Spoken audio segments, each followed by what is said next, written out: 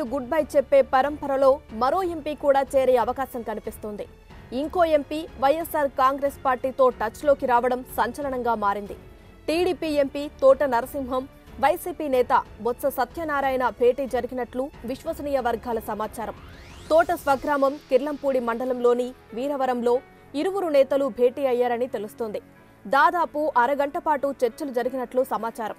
ఈ ఇద్దరు నేతల భేటీతో ఏపీ రాజకీయాల్లో అనూహ్య పరిణామాలు చోటు చేసుకోవడం ఖాయమంటున్నారు.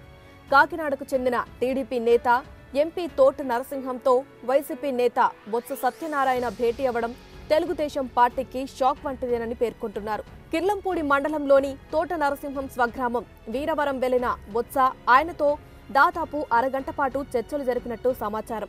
భేటీ అనంతరం బొత్స అక్కడి నుంచి వెళ్లిపోయారు. కాగా తోటను బొత్స కలవడం రాజకీయంగా చర్చనీయాంశమైంది.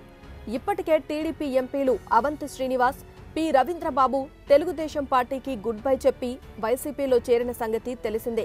ఇదే దారిలో నరసింహం కూడా నడవనున్నారా అనే చర్చ జరుగుతోంది.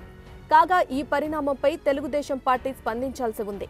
తాజా ఎపిసోడ్పై రాజకీయ విశ్లేషకుల సమాచారం ప్రకారం వైసీపీ అధినేత వైఎస్ జగన్ లండన్ టూర్ తర్వాత ఎంపీ తోట నరసింహం చేరికపై క్లారిటీ వచ్చే అవకాశం ఉందంటున్నారు.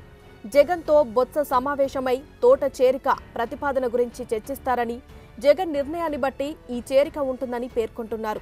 1-2 రోజుల్లో ఈ మేరకు స్పష్టత రానున్నట్లు తెలుస్తోంది.